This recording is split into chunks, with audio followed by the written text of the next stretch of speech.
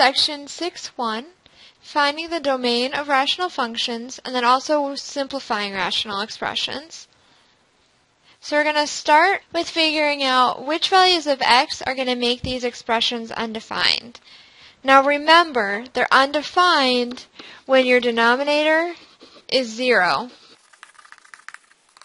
So we need to figure out which values of x will make our denominators 0. So we can just take our denominator and set it equal to 0. So if we use 3/2, that's going to make our denominator 0, which would then make our expression undefined. Same idea here. We want to figure out when this denominator is 0. So we need to find two numbers that multiply to -10 and add to 3.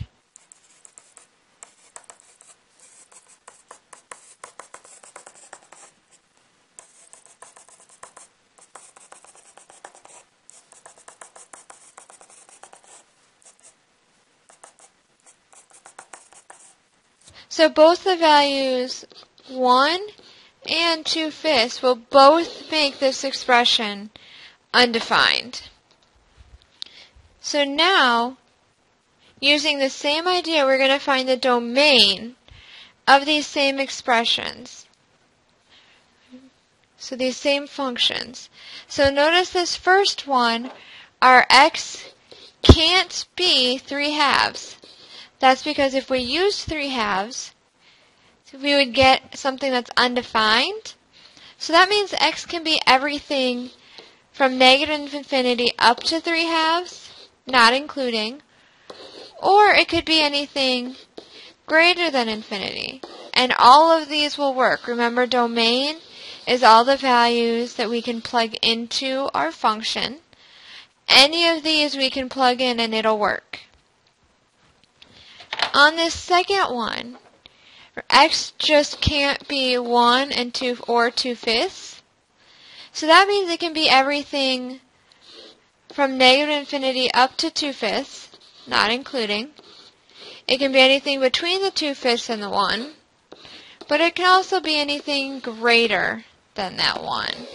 Any of these numbers will work, and so that is our domain. Now we're going to simplify expressions. This first part will be very similar to what we did back in chapter 1.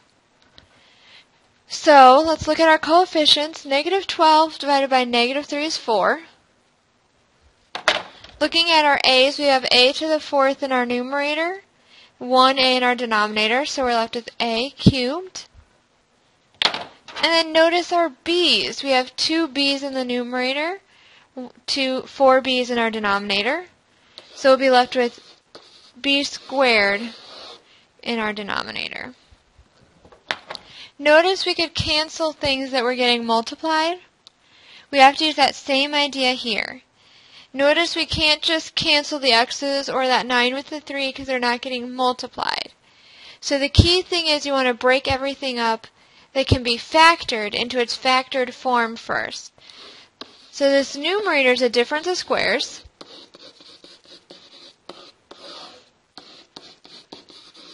Now notice there's an entire factor of x minus 3, so we can divide that from both. And notice we are left with just x plus 3. So as long as it's a whole grouping or a whole factor, we can divide it out. So once again, we need to factor. Our numerator factors into 2x minus 3 and x plus 5. You can always verify these on your own. Denominator is 2x plus 3 and x plus 5. Now, which factors are exactly the same? Well, they both have this x plus 5. Notice these two are different, so we can't cancel them out. So we're just left with 2x minus 3 over 2x plus 3. On this one, it's slightly factored already, but we can factor this first part. We can take an a out. We're left with a plus 4 This second part factors into a minus 2, a plus 1. In our denominator, this a will leave out, and then we get a plus 4 times a minus 2.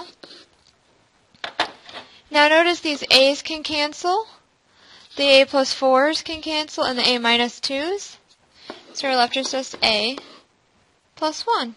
On this one, notice everything's already factored. This is a factor by itself.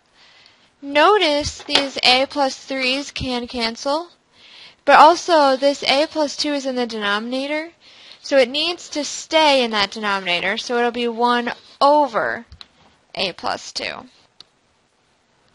Now notice that these two, numerator and denominator, are very similar, but they're not exactly the same. In the numerator, your n's negative, in the denominator, the m is negative. So let's factor out a negative 1 from our numerator. We're left with negative m plus n over n minus m. Now notice these two are the same thing. Your m is negative, your n is positive, so they can divide out. And we're just left with negative 1.